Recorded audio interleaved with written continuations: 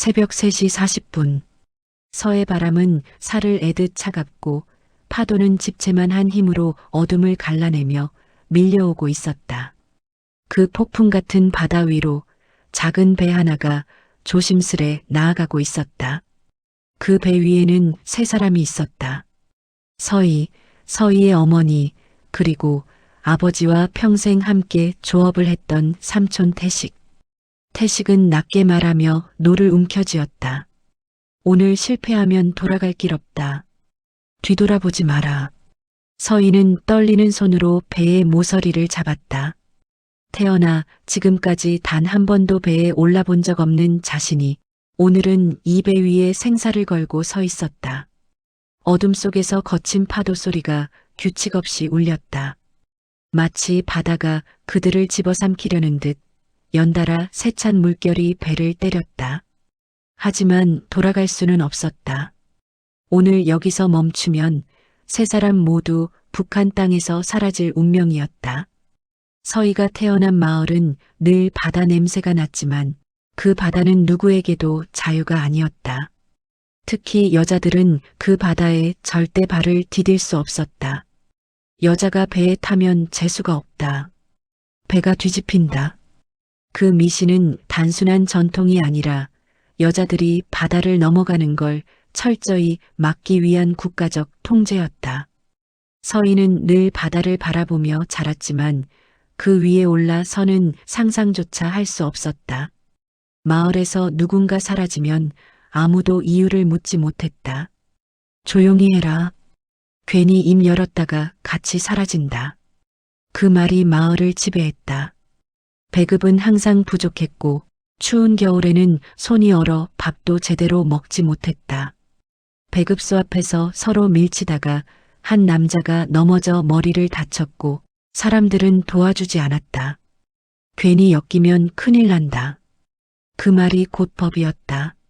서희의 아버지도 억울하게 끌려갔다. 조업이 늦었다는 이유였다.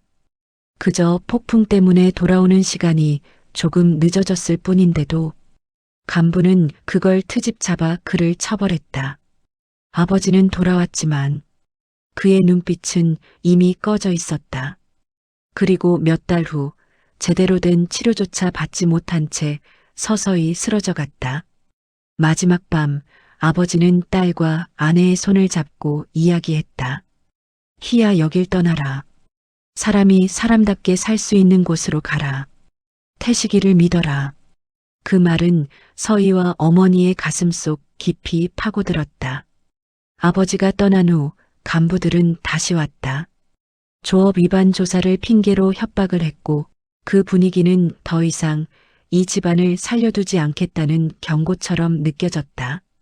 서희는 어머니에게 말했다. 엄마, 우리 떠나요. 아버지가 그러라고 했잖아요. 삼촌 태식은 처음엔 거절했지만 며칠 뒤 마을에서 또 한 사람이 사라졌다는 소문을 들었다. 그리고 술에 취한 목소리로 말했다. 너희 아버지 말이 맞았다. 여긴 이제 사람이 사는 곳이 아니다. 같이 떠나자. 내가 데려간다. 그렇게 세 사람의 탈북이 결정됐다. 떠나는 밤, 삼촌은 아버지가 쓰던 낡은 배를 끌어냈다.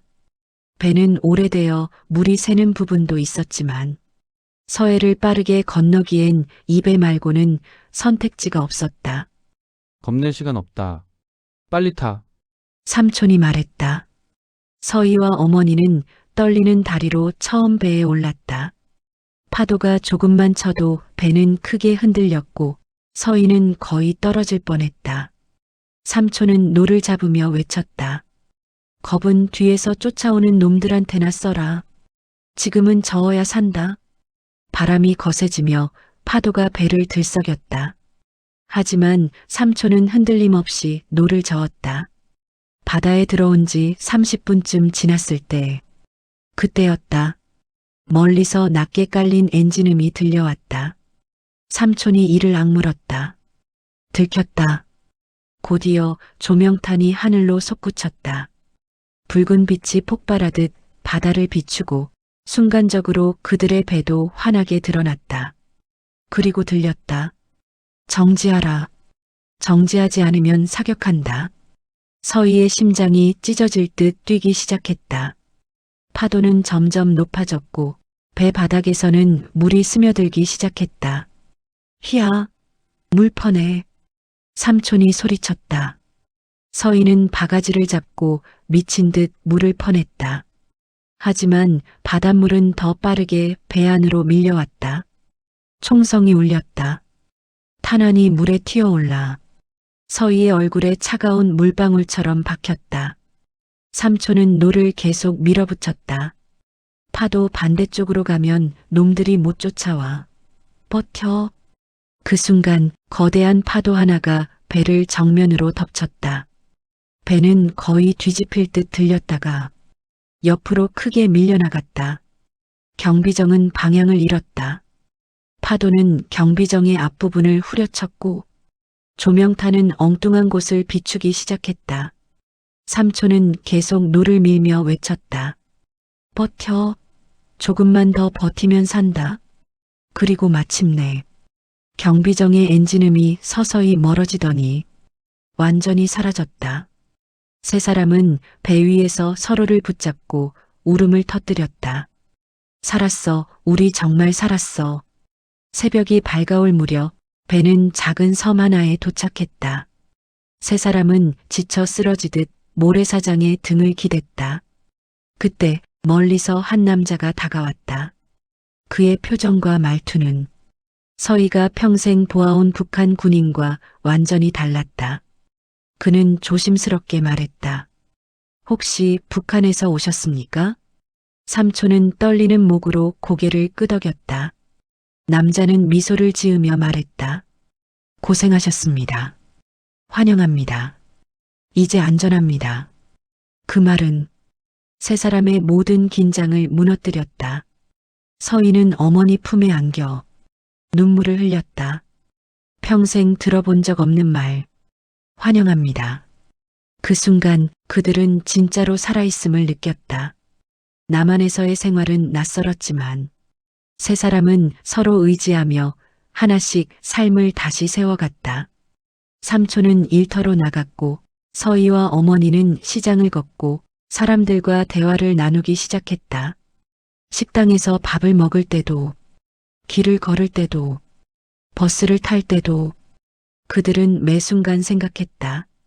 우리는 이제 사람답게 살고 있구나.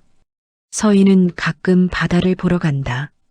파도가 치고 바람이 불어도 그 바다는 더 이상 그녀를 위협하지 않는다. 그녀는 조용히 말한다. 우리는 그 바다에서 다시 태어났다.